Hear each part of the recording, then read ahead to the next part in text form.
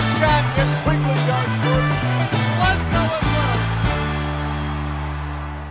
Hello and welcome back to episode 5 of the Honest Athletes podcast. Today we have decided to talk about the different transitions athletes experience, specifically focusing on transitioning out of competitive sport. Now, we know every single athlete's transition out of competitive sport is so different. However, today we'd like to share some of our experiences, thoughts and feelings with regards to our own transitions, in the hope that you can relate or take away parts that can support you in your own or the people around you's lives, no matter what role in sport or life that is. We will also have a special guest joining us a little further into the podcast, so make sure you catch that too.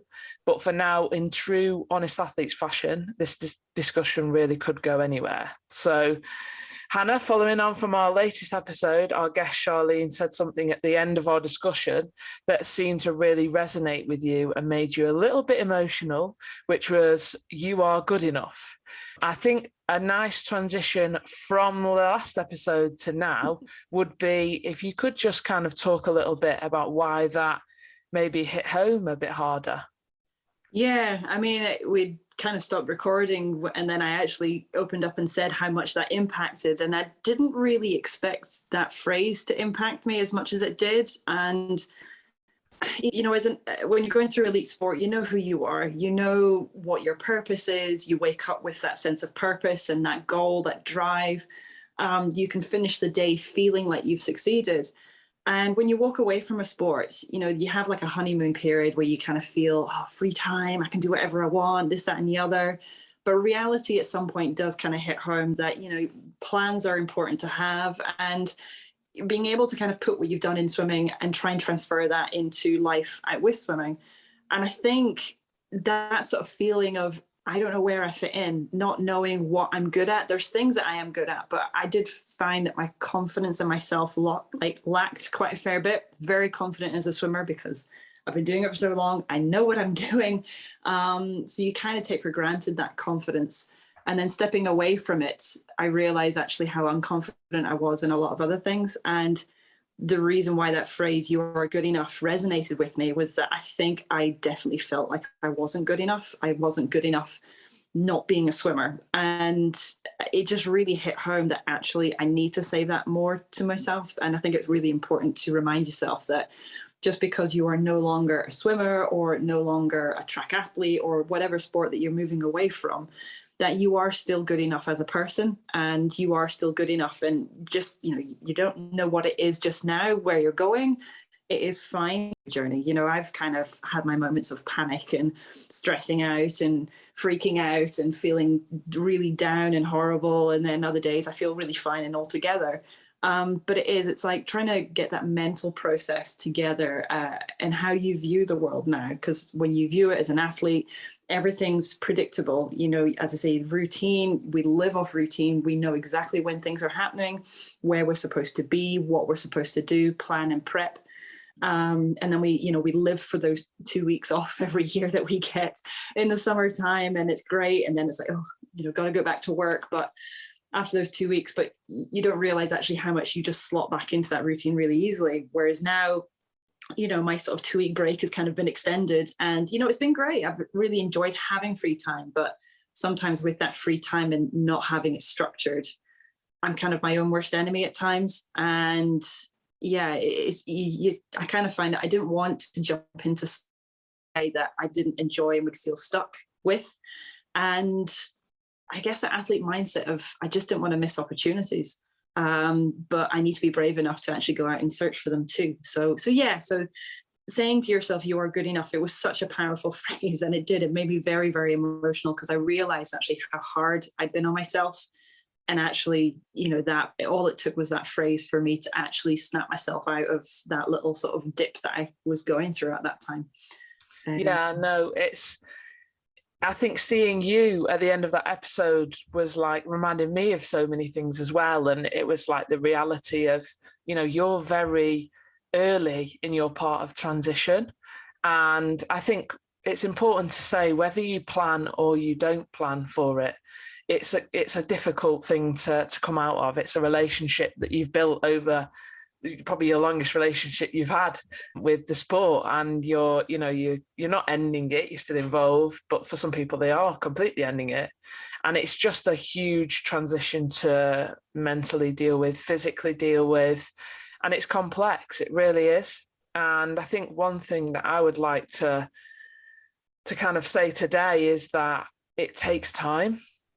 It takes a long time, and you can't rush it. It's something like you said, that 1 minute you think you're good and the next minute you're really not, and then you think you're good again and then you're not, and it's just a whole roller coaster of learning about yourself and who you are.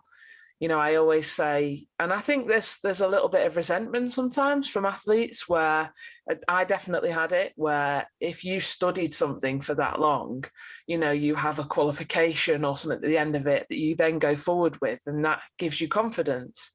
And so when you spend so long in a sport and you finish, you don't have that.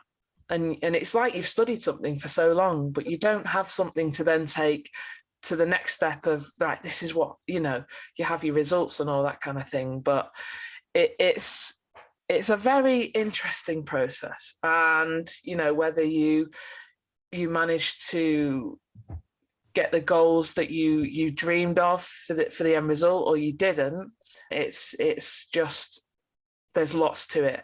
And like I just said a minute ago, you're obviously in the early part, transitioning out of sport.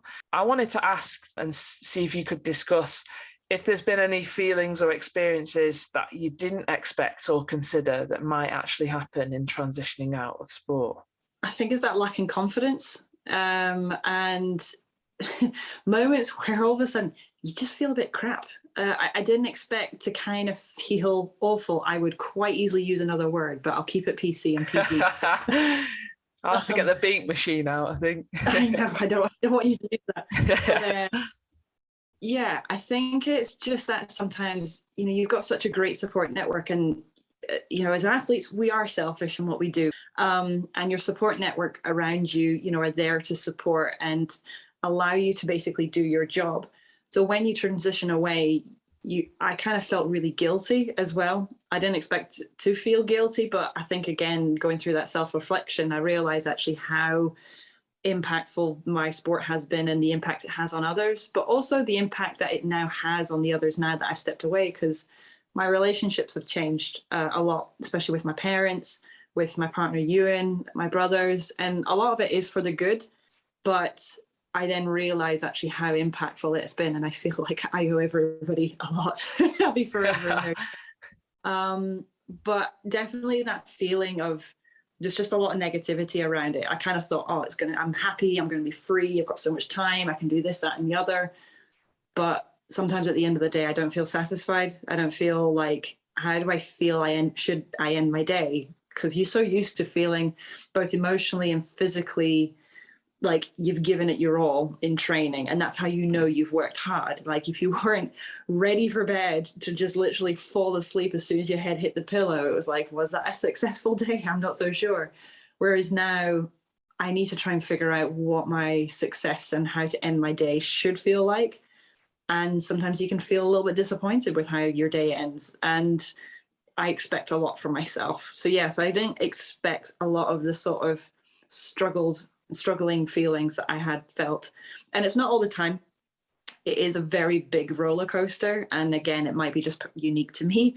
It might be because I'm female. There's a lot of things that, it could be down to, but, I can ride a really good high, I can feel really, really confident, fill my time up, be really organized. And then all of a sudden, everything's just stressful. It's too much. I've said yes to too many things. I then realize I can't handle it. So then I pull back, and then I have nothing. So it's all or nothing at the minute. And I didn't expect how hard that was going to be. I kind of thought as an athlete, I should know how to plan, I should know how to organize. But I am missing a routine, and I'm definitely trying to get there. So taking a bit of trial and error. But I definitely didn't expect a lot of the sort of negative feelings around it. And this is not to kind of put people off transitioning. Don't just stay in there all the time, the whole awful. Life. Oh, I know, but you actually do learn a lot about yourself. And I think it's important to validate those feelings, to actually realize that it is okay to have days where it feels awful and to have days where you feel like you miss it. But I was very confident in I say I was confident. I definitely was almost near to tears before when I put the publish button for when I announced my retirement. But I had come to terms with I was not going to compete again, like quite a fair bit before then. But I think it felt like I was never going to swim again. It felt like I was completely letting go. And actually, it's not that. Like, I can still go in and swim, and I still do. And for me, that satisfies that little bit, because a bit like walking Poppy, if I didn't walk her for 2 days, oh my God, she'd just drive me nuts. So for me, I need that outlet. If I didn't swim for, a couple of days at a time, I drive you nuts, or I drive my family nuts. So I think it is just a balance. And I'm making a lot of mistakes. And I think that's one of the reasons why I feel so unconfident with myself, because mistakes aren't allowed, marginal gains. It's all about getting that perfect race, perfect timing and all that. But actually, it's embracing those mistakes and realizing that they are shaping you to be a better person. And it's all down to the choices that you make. So it's not viewing the mistakes and mishaps as the worst thing in the world. Like, it's peanuts. It's, very, very small things, but actually are good for you. And a couple of days ago, I was looking back at some of my old logbooks, and I think the other day I put up a post about it, because actually it was really quite nice looking back at it and actually seeing how I developed mentally as an athlete. Because I have a rough idea. Like, if you ask me now, what were you like as 7? I have a rough idea, but actually seeing little written statements, and that's why I find logbooks were so important. And I think at the time it was something that my dad would tell me, and you're like, oh, it's just extra work. It's just, but I so see the value in them right now. And looking back at it, I can see those little bits, those moments of determination, and realizing, oh, that was a rubbish session, but I still turned up the next day. And somebody wrote underneath saying metacognition. And I was like, what on earth does that mean? And I've looked at it, and actually it's, metacognition is vital for students to thrive in college, in their careers, and in lifelong learning. It helps promote autonomy and resilience. When students improve their metacognition skills, they are more likely to embrace a growth mindset and learn from mistakes. So I kind of think this process that I'm going through right now is a stage of metacognition cycle. I'm having to relearn a few things to grow and have that growth mindset. Been very stuck and had my growth mindset in swimming, but now I'm having to blend it into life out with it. And it's exciting and terrifying at the same time. It definitely is. And just following on from what you've literally just said, the logbook thing, first of all, I was terrible as well. It was like, really? You want me to write it? And I've just, no. But second of all, I also went through my logbooks, and it was amazing to see, oh, wow, I felt like that, or, oh, I actually dealt with that, or, just different things. And it's hard to get that through to the younger athletes of like, it is worth it, but it really is. Speaking of kind of documenting your journey, my question to you is just a short question. Are you documenting this phase? That's actually a good point. I'm not. Possibly this podcast might be the first part of me documenting it. And I feel like my brain sometimes is a big nest of wires that it's just like, I just need to get it out, and I just can't keep up writing it. But yeah, I probably should document it, because I don't know how long this transition is going to take, how long until I feel settled. I might never feel settled, but I want to feel happy in knowing, okay, well, if it's not going to end up this way, which path can I go down? I think 17 years of knowing exactly what you're doing, 4-year cycle, where the key meets were, you knew when you were competing, and it was all planned in advance. Like, there's certain things I can plan in advance now, starting to, but at the same time, I'm still living day by day, week by week. And that might be my new norm. It might not be. I kind of need to look at that, but I won't know how far I've come unless I maybe start documenting it right now. So, I'll save this podcast and then maybe look at time and think, is it still the same? Is it different? I don't know.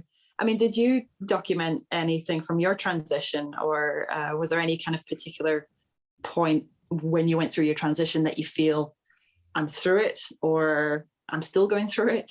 I mean, you're calling me out here, Hannah. I'm sat here sorry. as if I'm an angel going, have you documented this, Hannah? Whereas, no, have I yet? Sure. I think the podcast has been, again, like you said, my documentation. That's the only documentation I've done. Although I have recently worked with an athlete, helping them transition out of their sport. And actually, it's been amazing because it's made me think about my transition in a bit more detail as well. But no, I haven't documented it, and I should have done. But I'd really obviously encourage you to, because I think coming out of it is not something that's focused on as much. And I think, you know, what you're going through now and your experience and how you've dealt with things can really help others for sure. You know, it's all feelings and thoughts and stuff like that will all be so similar for everyone. Yes, everyone's transition is different, but it will be things that, you know, people will resonate with, not even just in sport, but in life, I'm sure. My transition out of sport, I mean, I think I'm still going through it, but it does take a while. And that's something that, like I said before, I've really taken notice of, and encourage other people that have just transitioned out to take their time with it, because it does take a while.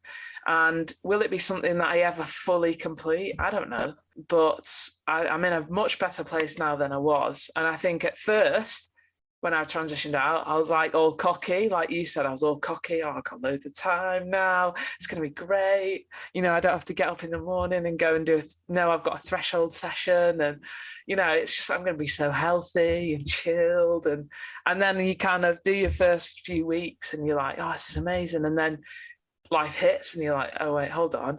You know, I feel like I'm getting a bit softer. You know, you change as well as mentally. And I think the biggest thing that I struggled with, and again, was all cocky with to start with, was loss of identity. So, you know, I knew exactly who I was.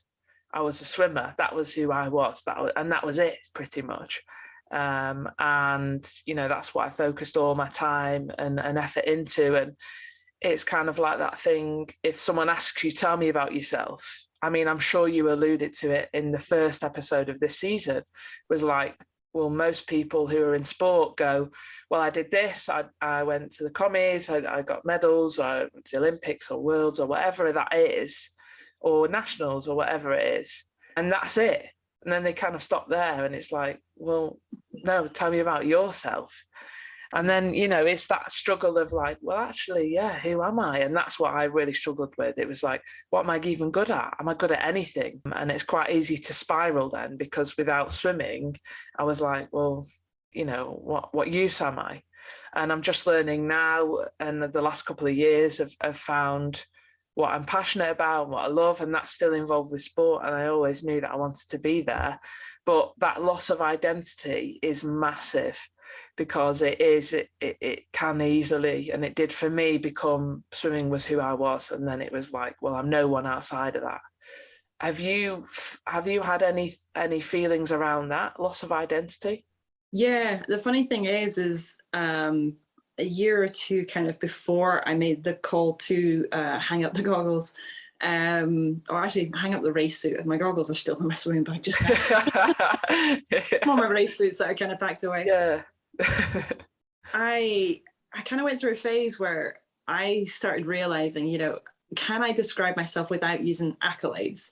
Like, I can't remember who I was speaking to, and they said, you know, right, describe who you are. And exactly, you know, you kind of say what you've done, what you've achieved, the medals, you know, the competitions you've been to, and it's that. And they're like, no, describe yourself without using that. And I was stumped for ages. And then I came up with a phrase of, well, I kind of see myself as a full-time body movement enthusiast, part-time puppy trainer.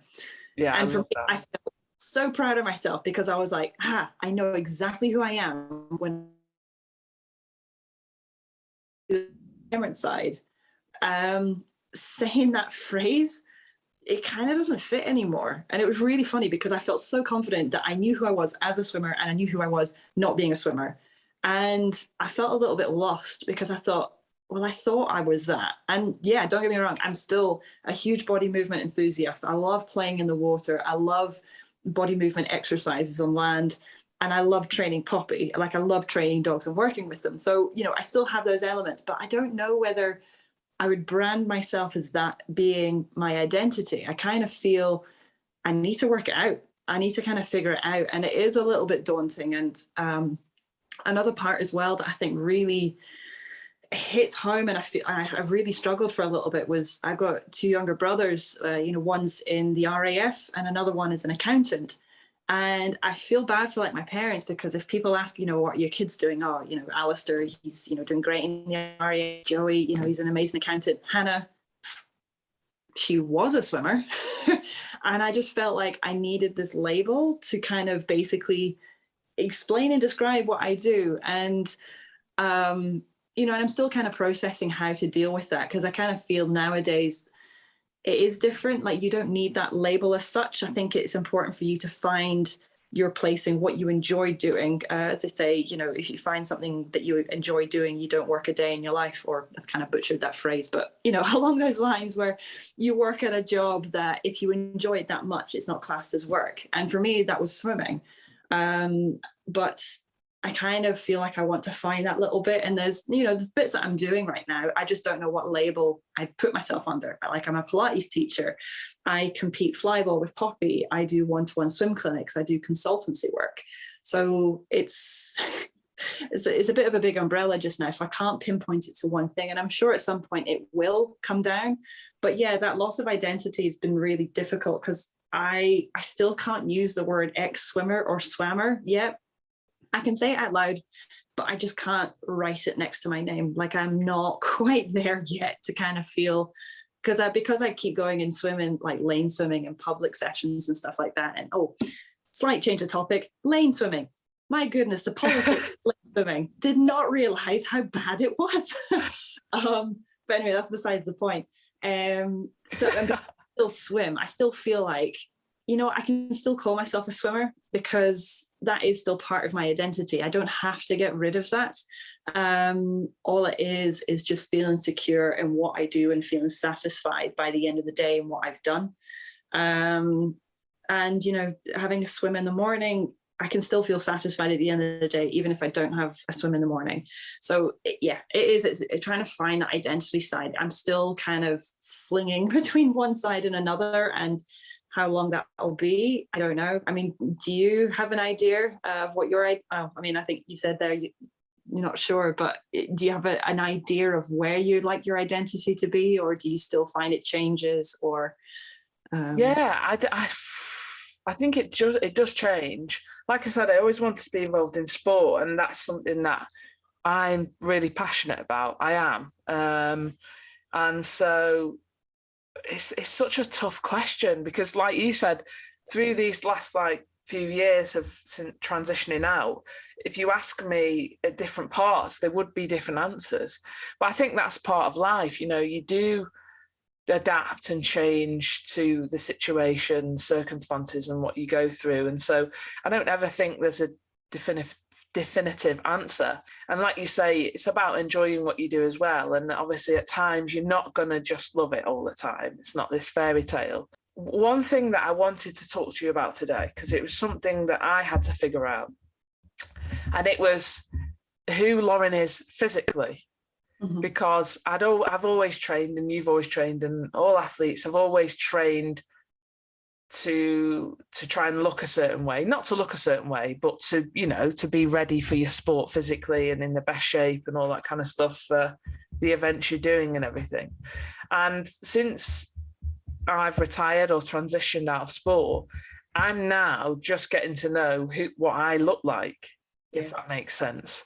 And that again takes a long time to figure out, because you have this body that you have when you're training 20, 25, however many hours a week you train. So obviously your body's going to look a certain way. Whereas now it's like, okay, this is how I look. This is me. Obviously, again, you're at the early part of transitioning, but have you thought about that? Have you experienced anything to do with that? Oh, massively. That was actually one of the first conversations I had with the performance lifestyle manager, was my body image. I mean, I wouldn't say I suffered or had body image issues, but I definitely know that I am aware of what I look like. And, I always reveled in being that little bit different. And as a youngster, it probably wasn't healthy in a sense, but, we got weighed a lot and I didn't have any issues with it. But my mindset was so competitive that I felt I needed to be like the lightest in the group. I needed to, be that different to everybody else. So I did have issues body weight wise, and that I was scrawny and I was quite petite. And that played havoc with my menstrual cycle as well. I had horrific period cramps, and my mom and dad were great. And my dad at the time, it was the most embarrassing thing ever, because whenever I was on my period and would struggle at competitions, he would go and speak to female coaches. So Eileen Adams, bless her, she was really helpful and would suggest things. And he just wanted to know how to help me. And the information at the time was a lot of the athletes were being put on the pill to basically just stop your periods and have control and take control of when it was. And I was on the pill for the next 15 years. And, for me, it was fine. It worked, it worked, but I really struggled to put muscle mass on. You end up with lots of like little niggles every now and then. I would get ill quite frequently. And it wasn't until like 2 years ago working with fitter women that I realized actually there was so much more I could have done with my body and how my physiology could have worked had I not been on the pill. So she kind of taught me to, Georgie Brunevels taught me to basically look at the way that my body works. That's not to say that the pill doesn't work for people. Some people that is the best option. So I'm not saying don't go on the pill. But for me at the time, I came off it just at the start of lockdown and just tried to document what happened with my body. And my body shape did change because I felt I didn't have curves, very flat chested. I love the fact that I had a six pack, love the fact that I had broad shoulders, but my wrists are really skinny and I just looked, I looked athletic, but I looked like I could also break at the same time. Right. And when I came off the pill and I started doing land work, it was the first time that actually I started feeling quite robust and actually I could start put muscle mass on and my weight did increase. And, for a very long time, I was sitting at about 52, 53 kilos. And then once I came off the pill, my weight did go up, but my muscle mass also increased. So my body was able to naturally produce testosterone and all the physiology that goes behind the sort of creation of muscle. And I was able to get up to 56 kilos. And I felt happier, I felt healthier, I felt more robust. And, some of the lifts I was doing in the gym were the strongest I'd ever felt. And I didn't feel fragile. I didn't feel like, oh, I can't do that. I don't want shoulder injuries. I don't want my knee. Like I felt really, really good. So I had a bit of a shift and change in body weight. And I did struggle a little bit, especially when I started seeing the scales going up and, nobody was forcing me to weigh myself. Like I was doing that myself. And some of it is good because I wanted to track it just for my own personal interest, but also I needed to mentally deal with it too. And being able to speak about it, I think was really, really helpful. But since finishing, that was one of my biggest worries, that I would fall out of love with the body image that I was so used to seeing. And I do have good days and bad days. I have days where I look at myself in the mirror and I think, oh, I feel like I've got curves. I feel like I've got, a bit of a body shape, which is quite nice. And then there's days, especially if I'm not having a good day, I can look at it and I'll hate it. And I'll just be like, it's frustrating because I think how much hard work it took to get my body to where it was before. And Ewan's been, a really great support, and he's been so positive and helpful with like the way that my body's changed. And, he said a lot of good things that actually gives me that confidence too. But I do need to sort of say it to myself, I'm still getting used to it. There's still bits that I don't like, but I'm not going to obsess over it and be like, right, I need to get in the gym. I need to do abs. I need to do legs. I need to do this, that, and the other. For me, body image is as long as I feel happy, as long as I feel healthy, and I can still move. I can still, do exercise. As you can probably tell from my answer, I'm still dealing with it. I'm still kind of going through it. And it's a really tough subject. And it's not one that I've always spoken out about because I'm always renowned for being smiley-miley. Everything's happy, everything's great. And, and I love that. And it is, 9 times out of 10 I can be, but I don't talk a lot about sometimes the times when I'm not smiley-miley, when I am a bit down or struggle or cry or, you know, all the sort of normal, natural things. And I'm kind of learning to not so much keep having the mask. It's not ever been a mask, but allow myself to be a bit more honest with myself and with others as well. And not hide behind it. And I'm not saying as well that I've got, you know, body dysmorphia or conditions, because I know there's individuals out there that have got quite a lot of severe, you know, conditions, and I'm definitely not in amongst that. But, you know, I do kind of worry about it, and I do look at it and sometimes feel a bit upset and think, my skin folds used to be this, or, you know, that used to be really nice and like slimline. Why is that curvy? Why is that a wee bit squidgy? But, you know, I'm getting there day by day. You know, I'm still staying active, so it's not like I'm not doing anything, but I kind of need to love my body a little bit more, definitely. And doesn't help as well that I have no control when it comes to Pringles and Haribo. The kryptonite, they just got you. Massively. And even appetite as well. Like, I've noted since finishing, like, changing my appetite, because Ewan used to cook my meals for me in the evenings, which was great. He loves cooking, and I was like, okay, it takes the pressure off me having to do it. But we would always go with the size of meals of basically the energy expenditure that I had put out. So trying to get a balance on that has also been quite interesting, because for me, breakfast is the one meal I could literally eat everything and anything. And the meal sizes were always quite big. So now trying to temper it back a little bit, not so much that I'm starving myself, but actually make it more normal person sized rather than I need to eat for energy size kind of thing. It's all a learning kind of curve with it. But I actually haven't weighed myself since retiring, partly because I'm scared of the numbers, but also because I feel like I don't need to. You know, I know that I'm happy, I know that I'm healthy, and I just think that the numbers would kind of frighten me a little bit. I will at some point, but I feel I need to be in a better mindset, and I need to be stronger in a sense of it's not going to bother me. The numbers are what they are. You know, it's, you know, at the end of the day, it's just numbers. It's not, all it is just a matter of fact of this is where you're at right now. And it can change either way. I think I saw you post something the other day. It was like, my ideal body weight is myself with a load of puppies or something like that. I was like, this is perfect. Yeah, no, honestly, Hannah, thank you for opening up in the way you have today. Because, you know, like you say, as your persona and as a competitive athlete, you have this idea of what everyone thinks you are, which you are, Smiley Miley. I'm not saying you're not, you absolutely are. But now that you've come out of that and you're transitioning out of the competitive side, I think the way that you're going to help so many people is by opening up the way you are, and people being able to resonate or take things from what you're saying, because everything you just said, I could go, yeah, I get it. That's me. I've been through that. I'm going through that still.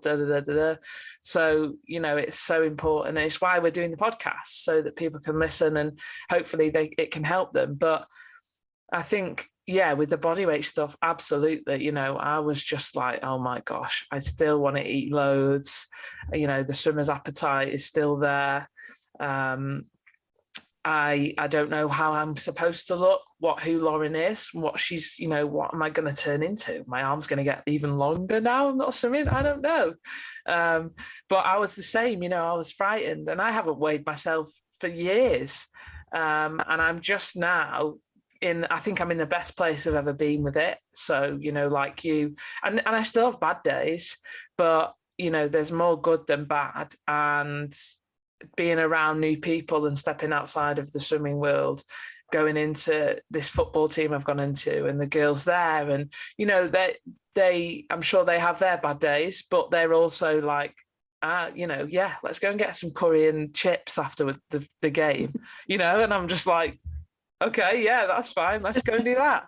And just little things like that, and being around people, you know, my family are amazing, my friends, you know, like you said, Ewan is great for that as well. And it's just surrounding yourself with good people that are real life people, you know, it's outside of the competitive, well, the competing world of like, you don't need to be at race weight to just go and walk Poppy around the park.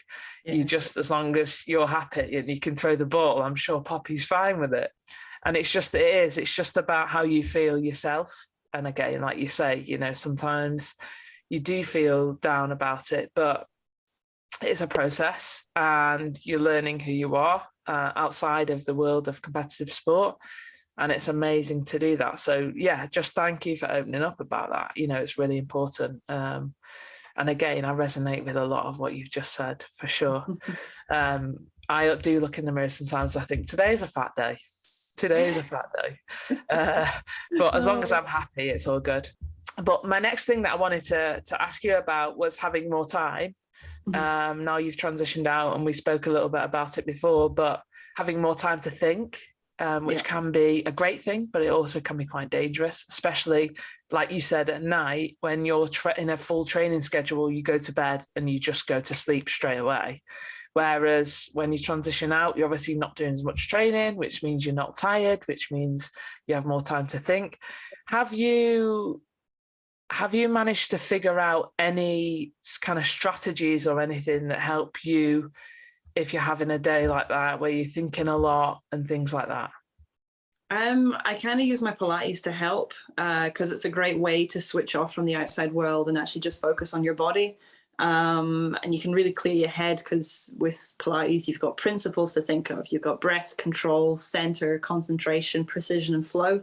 So each movement you're working on one or two or three or all of those principles. And that is a nice little distraction because you're focusing on the precision of the movement. You're focusing on it being flowing, the breath control, getting connected with the center. For me, that works. Also taking Poppy for a walk as well, because I did note that in the evenings, I was really struggling to get to bed at a reasonable time because I was like, I don't have to go to bed at like 8:30, 9 o'clock. I can go to bed at 10 o'clock, 11 o'clock, midnight. Oh, look, it's 1 o'clock in the morning. And it was really like my sleep pattern was just all over the shop for the first little bit because I just had time. And I definitely overthink things as well. So having the time and freedom, I find that I fritter my time quite badly as well, like having that structure.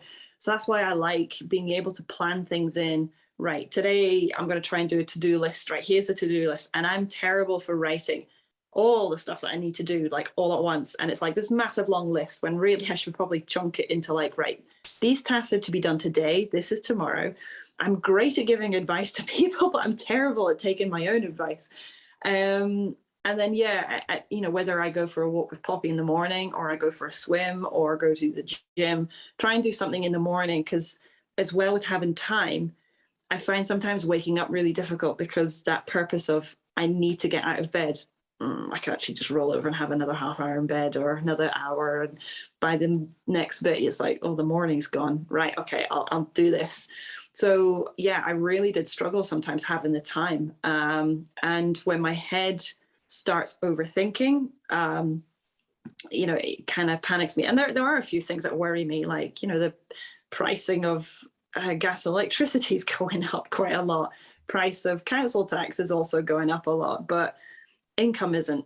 And it's like, how do I manage that? You know, we've got a mortgage to pay, we've got a wedding coming up, and, you know, you want to have disposable income so that we can still enjoy doing things. And, you know, all those things I've noted really stressed me out so much more than what they did when I was swimming. And the funny thing is like the financial side of it, I mean, it's a little bit different now, but to start with, the financial side of it, I was in no different position to what I was when I was swimming.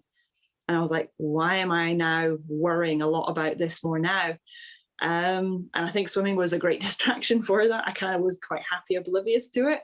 But yeah, sometimes having the time now, I definitely overthink and over worry and trying to find strategies to be able to deal with that. So yeah, that's why I try and find a form of exercise, whether it's a swim, whether it's a gym, whether it's a walk, whether it's a Pilates session, but something to give me that outlet to kind of stop my head from just stewing, just sitting and just overthinking that one topic, to allow myself out.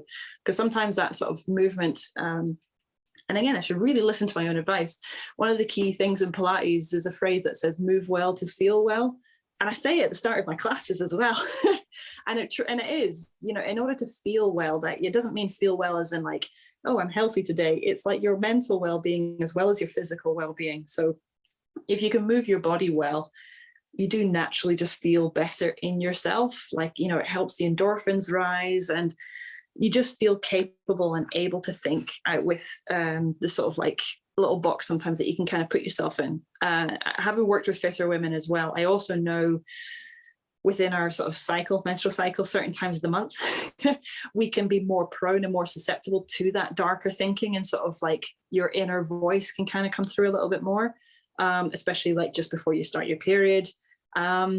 Your inner voice can be a little bit more critical and a little bit more cruel to yourself.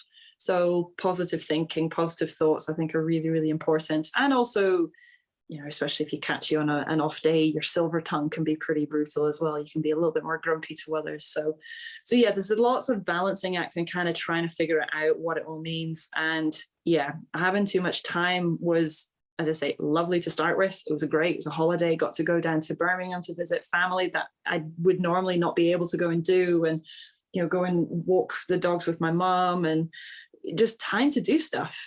But then, everyone else kind of goes back to work or back to their job, and you're kind of left being like, now what? Definitely. I definitely know that feeling, and it can take you to quite a dark place. Yes. I think that's brilliant for people listening, the planning a day, the having even if it's just one little bit of exercise just to get you out of bed, or to know I'll work my day around that, and just having something to look forward to focus on, and sometimes you don't want to go and do it, but actually afterwards the feeling that you have is worth it, and it's whatever motivates you to get that thing done. And so, I always encourage planning. I think what really helped me was compartmentalizing things, because I think it all became very often and very easily became one thing. And it was like, I'd worry about that and then that and then that. And it just was all merging into one thing. And I was like, oh my God, I was overwhelmed then. I was like, what do I sort out? And then because there was too much, I was like, I just don't want to touch anything, and I'll just not I won't get out of bed, or I won't, and it's like that avoidance. So I think the ability to compartmentalize, okay, that's in that box, that's in that box, that's in that spot, I'll deal with that then, and those kinds of things. And I would write it down and have a list, and get it out on paper as well. So I knew exactly, okay, I need to sort that. Just simple things that, like planning, that I'm sure the people listening and yourself have heard millions of times, but it does work, and that's why you hear it so much. So that really, really helped me as well when I was, having low moments and stuff like that. Yeah. But also at the same time, when I was feeling down, acknowledging it. Yes. Instead of trying to avoid it and going, no, I'm fine, or just sit in it. It was like, okay, how do I feel? Why do I feel this way? Okay, what can I do about it? And it's not just kind of disregarding it, it's dealing with it. It's understanding why. Okay, why do I feel this way? Okay, that's why.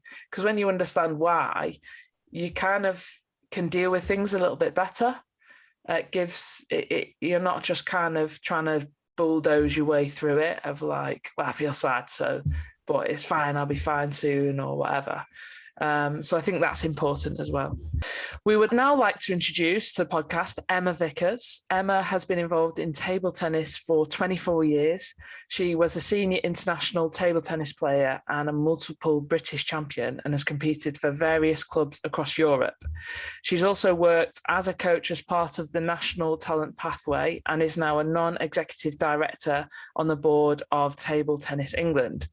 Emma currently is the national lead for research at the Talented Athlete Scholarship Scheme, that's a mouthful, or also known, as I prefer, as TAS, conducting various research projects for national and international organisations and delivering educational courses on the topic of the athlete lifestyle and transition, which is the area she conducted her PhD in. As you can imagine, we are thrilled to have Emma join us for this episode so that we can pick her brain about the complex athlete's life surrounding transitions. So Emma, first of all, welcome to the podcast. Thank you. Thanks for having me. Now, following on from the start of this episode, and after discussing a little bit about mine and Hannah's transitions, could you please just start by telling us a little bit about your time within your competitive sport and then your transition out of that? Yeah, no, I get asked this question quite, being a transition researcher, I get asked this question quite a lot. So yeah, it's not an easy one to answer actually. So yeah, I mean, my time in sport, I was competing for England for about 15 years. So best way through the sort of cadet and junior ranks, and then sort of representing England at quite a young age actually, as a senior. I think I was about 15, 16 when I first represented England as a senior athlete. And then, yeah, generally my experiences in the sport have been very positive. Obviously, met a lot of people, been to a lot of fantastic locations and countries. And yeah, my time in the sport has been very positive. In terms of my transition out, that's the bit I sort of struggle to talk about, because I almost feel like I haven't fully done that yet. I still feel like I'm very connected to the sport. And yeah, when people say, oh, you know, how was your sort of retirement as an athlete? I don't really feel like I've actually retired. And I think that's because I'm still very heavily connected to the sport in lots of different ways. So I'm still coaching regularly. I'm still playing. So I'm still playing sort of recreationally and still playing British leagues, to still compete to some degree. But I'm connected to lots of people around me that are still involved as well. So my dad is a coach. He's the head coach at the club that I've sort of played in my whole life. My mum, she still plays. She's the sort of the best player for her age in the country.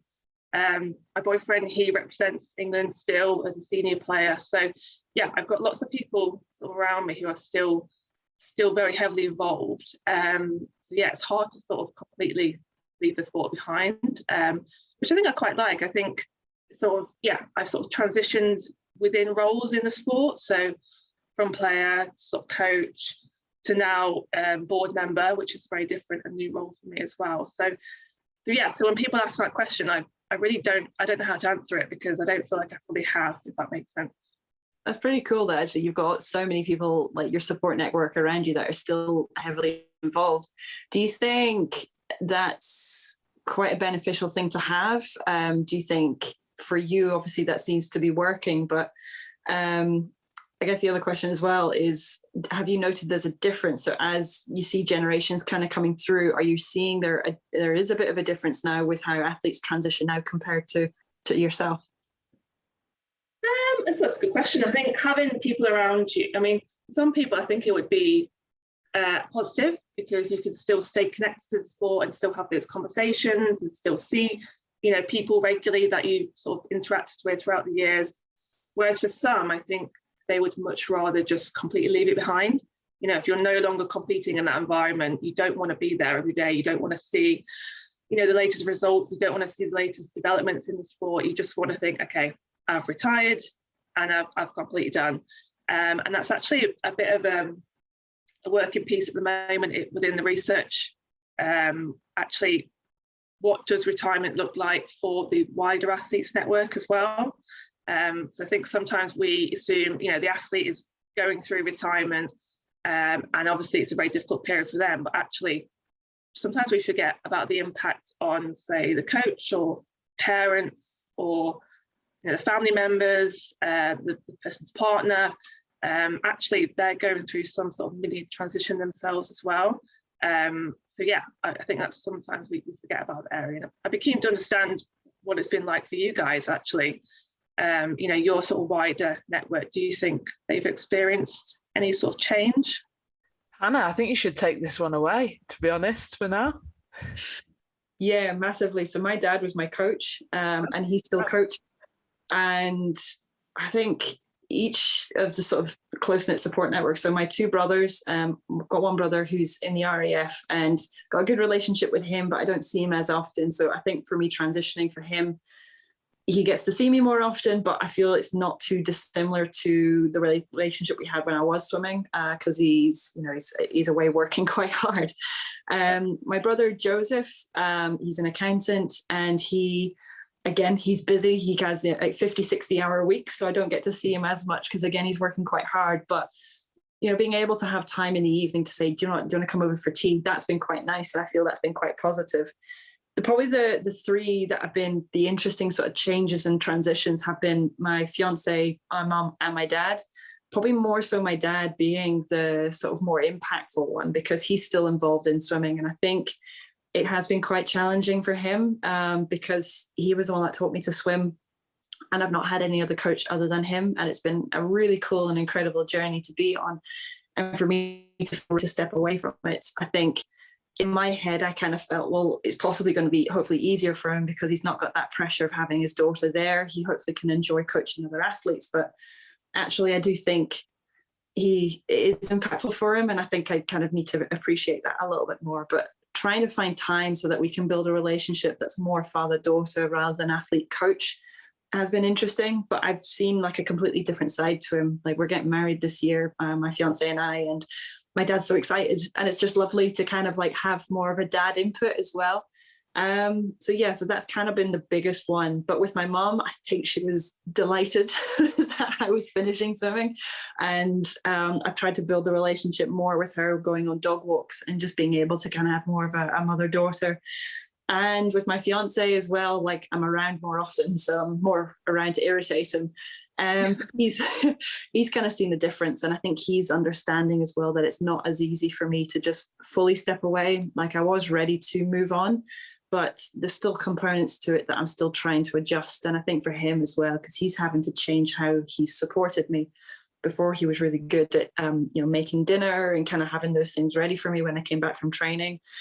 But now meal sizes, I obviously can't still eat the same amount that I used to, and other little bits. So it has been different and difficult. And I think I've kind of had to realize as well the impact that it's not just me going through the transition, it's all those nearby, and actually trying to take away that sort of selfish athlete role that we take, because we are selfish individuals. Everything's around performance. You have to sleep well, eat well, perform, train, recover, and your support help manage that. So they know how to talk to you when you're having down days. They know how to bring you up, know how to support you. Like, everything's tailored around that version of you. So now that you're moving on from it, their relationship with you changes a little bit. And, sometimes it's easy to transition and sometimes it's not. But it's still figuring it out, and it's still impactful. But I didn't realize actually how important it was to be aware of that transition for your support group as well as yourself. Yeah, it's definitely an important one. Again, kind of like you, Emma, and you, Hannah, my family is still quite involved in swimming in terms of they all still swim. I do definitely come from a swimming background. My auntie went to the Olympics, mum swam for Great Britain.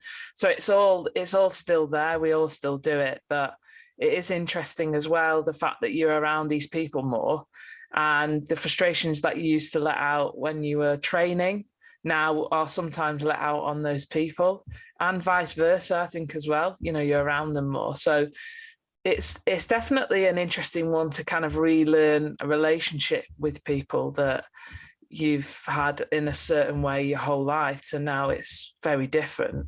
It's an interesting one for sure, being around people a bit more.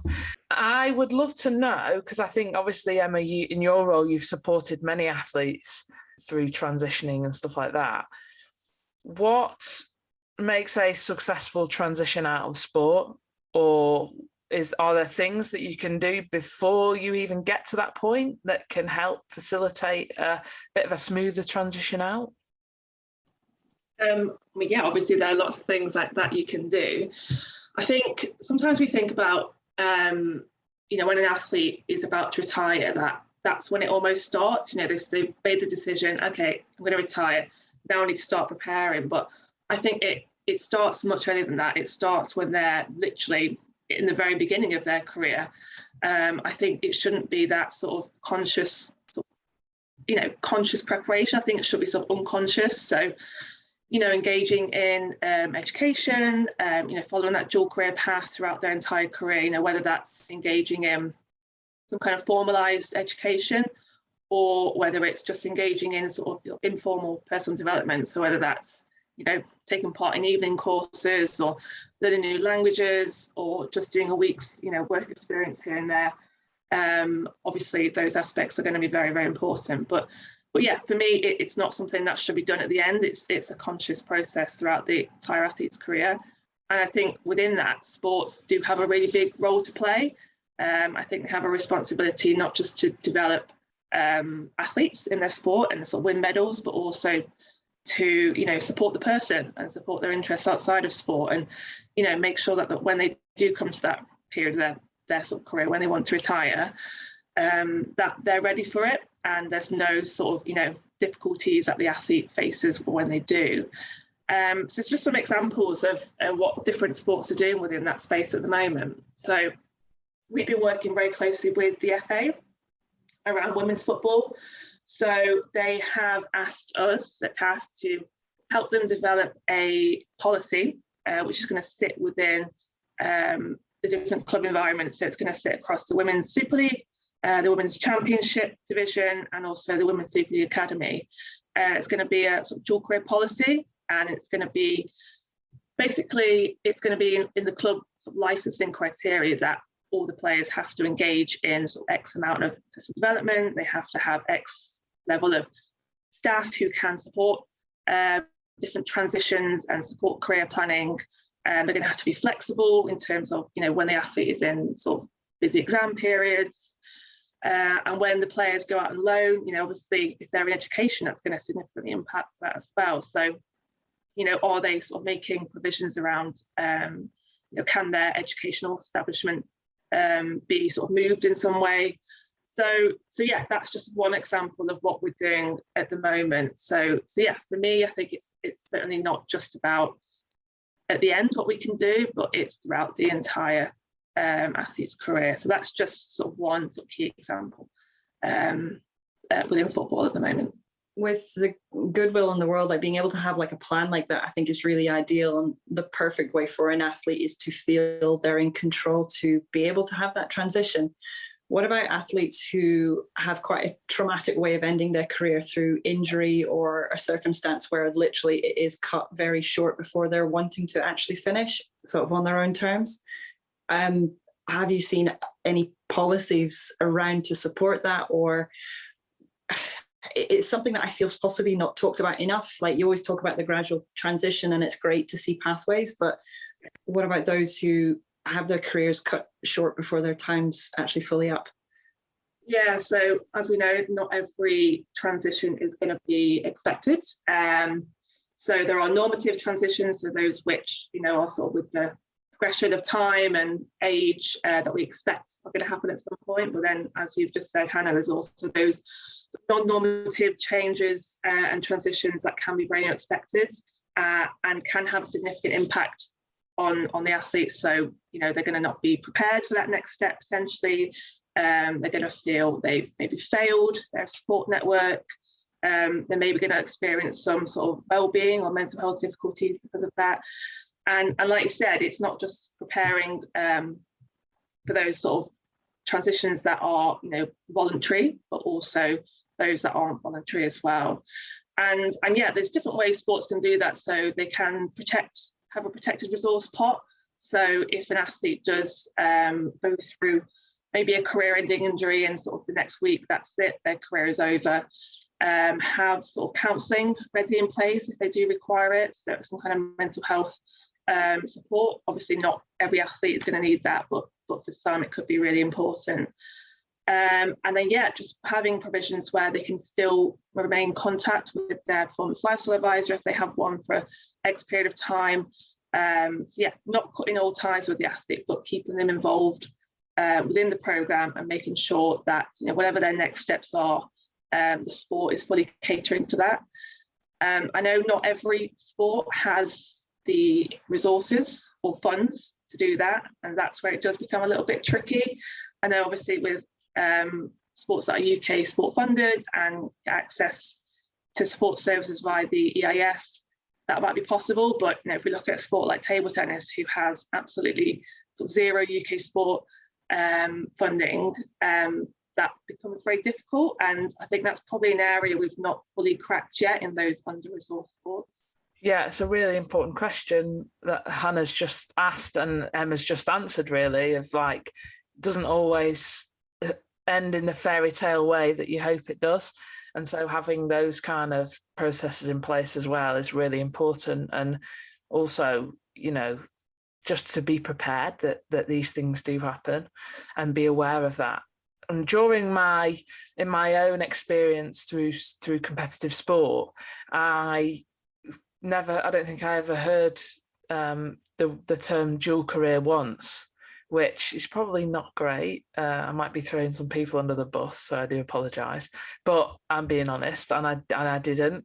But at the same time as well, and I'm sure you come across this quite a lot, as athletes, we are all or nothing. It's like, okay, for me, it was like, I need to put everything into swimming. And so if I focused on anything other than that, it was almost like, oh, maybe I'm preparing to fail in my own sport.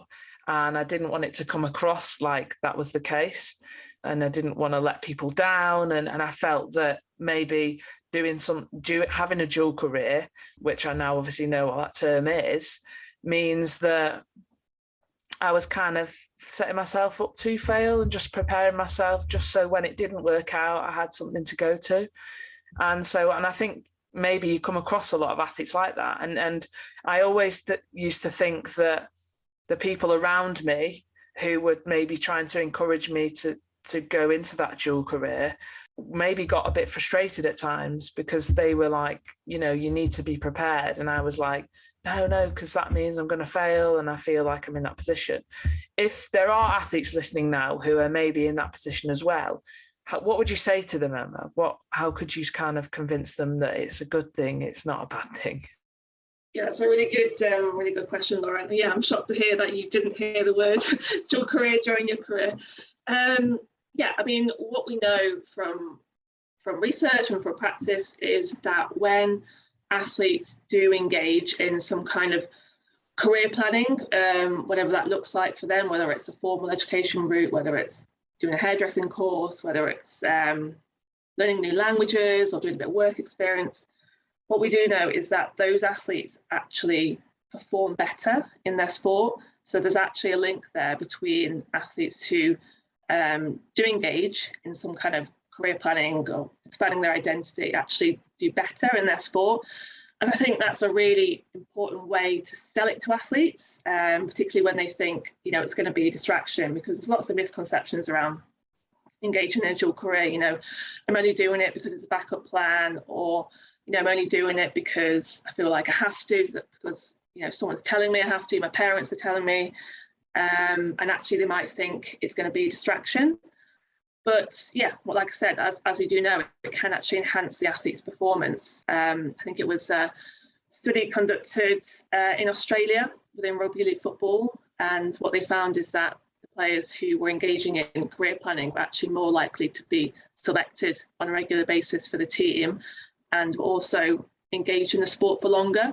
So actually engaging in activities outside of sport can actually lengthen your sports career as well. So yeah, I think these are all really important things that we should be relaying to athletes and to sports as well, to encourage them to want their athletes to engage in those pathways. A lot of, if any of the athletes are listening, there might not be athletes who might have the luxury of being on maybe funding or being on sort of teams with structured governing body policies. Is there any advice for maybe an athlete who is either just about to break into the elite stage or just isn't quite getting there, but sport is still very important to them? Their transition out of sport is still just as valid, but they might not have access to those resources. Is there any advice you'd give them or any direction that they could possibly look for to maybe help them through that when that time comes? Yeah, it's a good question, Hannah. And Leah, as we said, lots of sports don't have access to any of these resources. Like for us in table tennis, we just don't have the funds to employ sort of performance lifestyle. I think there are lots of good athlete support organisations out there at the moment. So you've probably come across quite a few different transition organisations. Some of them are very good in their work. Some of them, I would say, are maybe not as athlete focused, or maybe just more focused on sort of hitting targets. So if an athlete does want to engage with one of those organisations and engage in some sort of free workshops, I would say that's great, go for it. Some of them are a little bit more focused on trying to get athletes in like corporate roles and things like that. For those ones, I would just be a little bit aware in terms of, making sure they've got the best interests for you at heart. I did have quite an interesting conversation with someone that actually came on one of our courses a couple of months ago, and they actually work for an athlete transition organisation, and they were telling us, we try and place athletes in corporate positions, but for us, it's not about what's best for the athlete. It's just getting them in the role, and that's a tick box. And she was really open and honest about that. So yeah, I would say if you are going to engage with a transition organisation, just be aware. Have all the athletes use them? How effective have they been? What kind of support service can they offer? Is there a price attached to it? Just sort of consider some of those different areas. I know within British Swimming, we were lucky enough to have access to Performance Lifestyle and stuff. I don't know, Hannah, did you ever speak? You spoke to your Performance Lifestyle, yeah? Did you speak to them a lot? Yeah, like as and when, I think when I was younger, I didn't really know how to use them. Yes. I definitely, like looking back, I kind of wish I had used them more. But at the time, I just didn't feel like it was relevant. I kind of was going through school, going through uni. Needed help every now and then with like exams if I was away, if I was sort of away at a camp or a competition that clashed with exams, like getting that sort of stuff set up.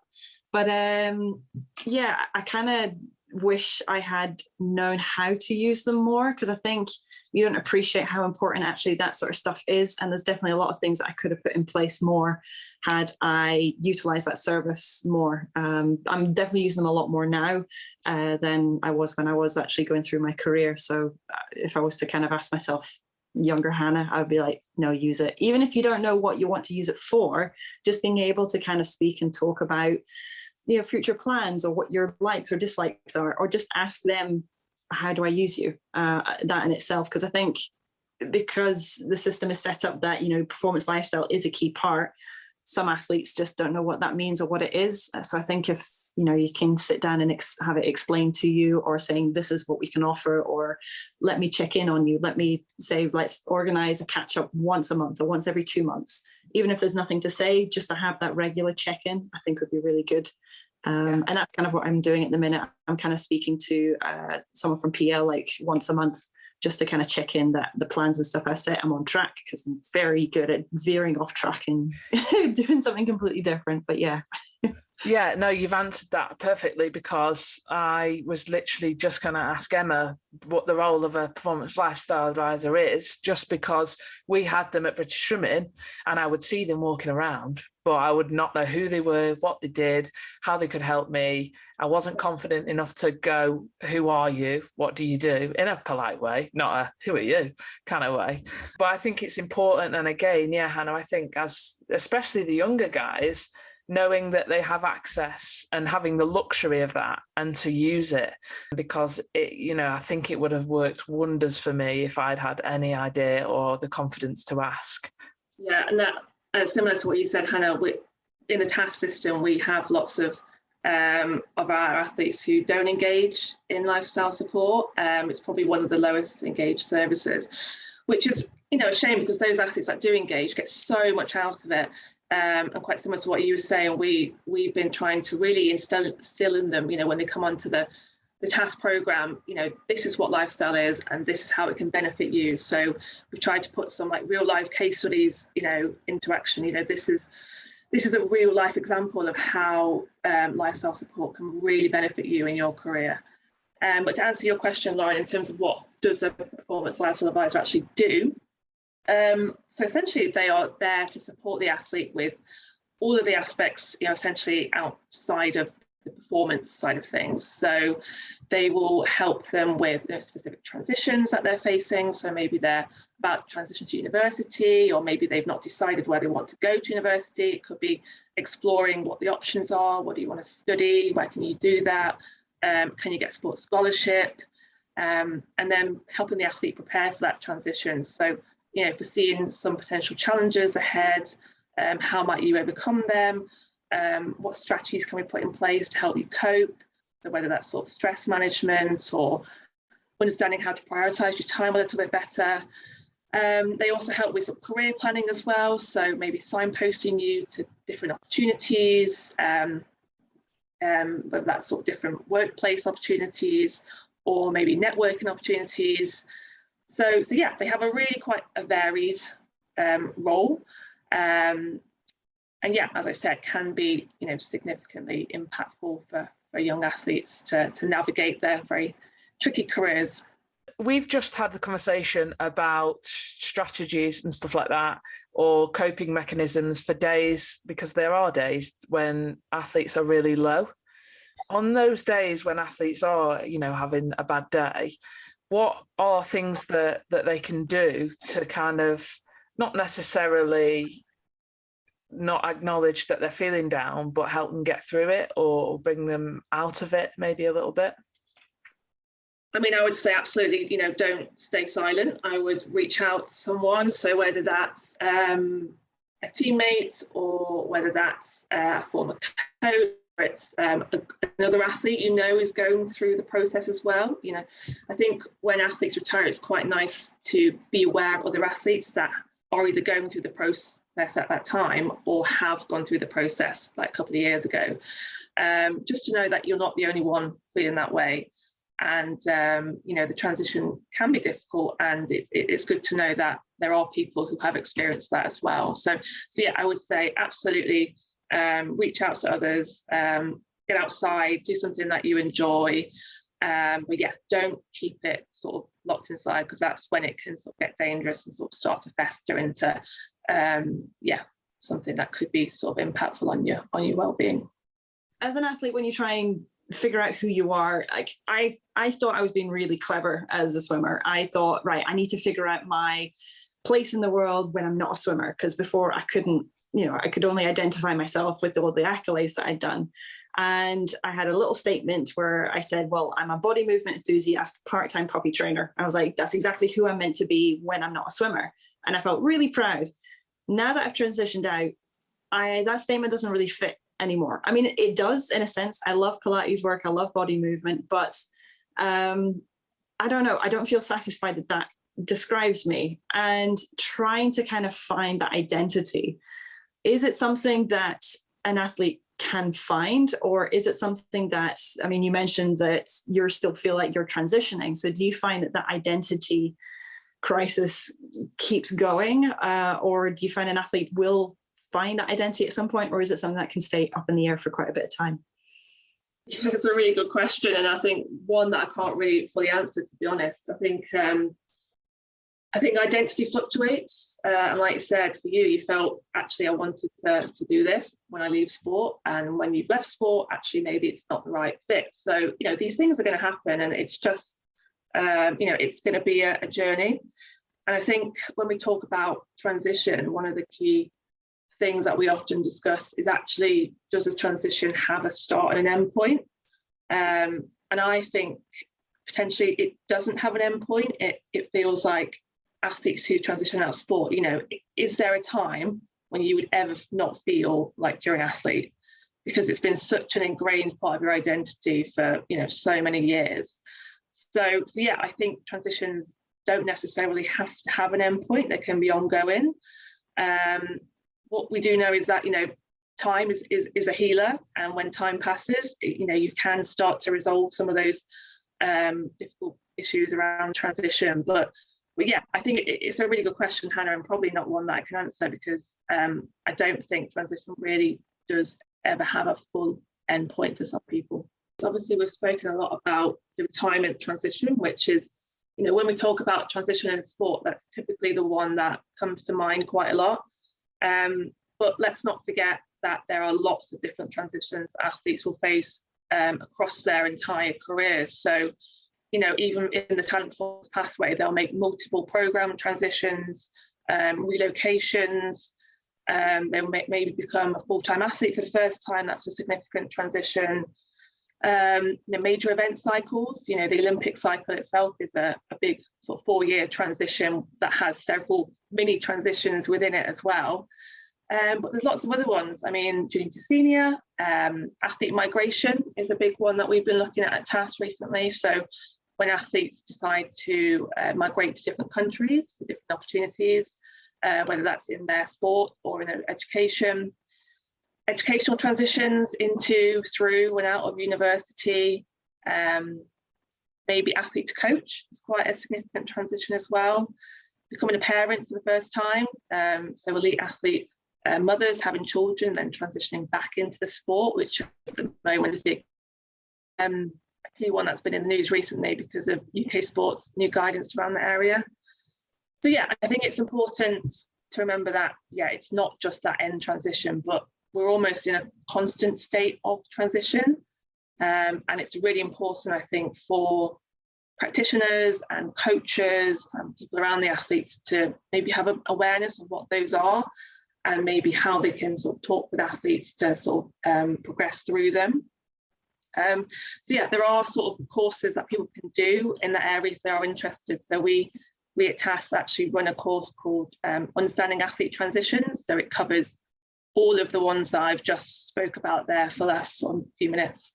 And yeah, is suitable for anyone who works with athletes, so coaches, practitioners, performance managers, directors, who just want to have an awareness of what some of those transitions are and what they in their own roles can maybe do to optimize their support that they provide for athletes. So yeah, that would be sort of the main thing that I'd want to touch on is just to be aware that it's not just the end transition, but everything within the career as well.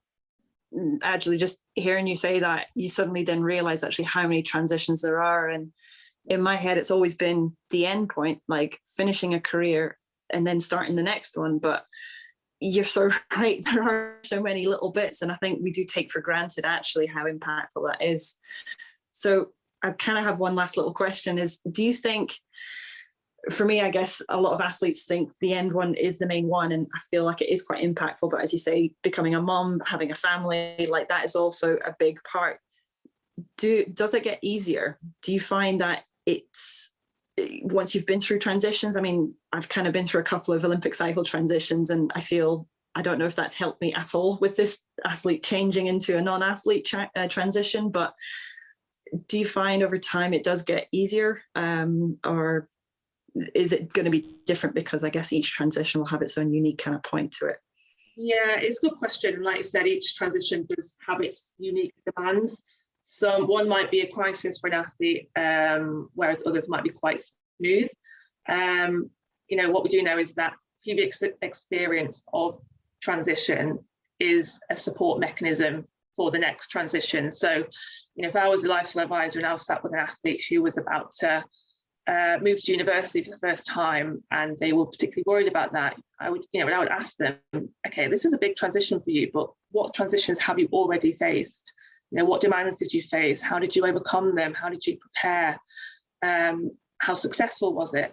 And if they hadn't prepared particularly well and it was quite difficult, then you can go through the angle of, okay, this time let's look at it differently. Let's prepare for what could happen. Let's look at the demands you might face.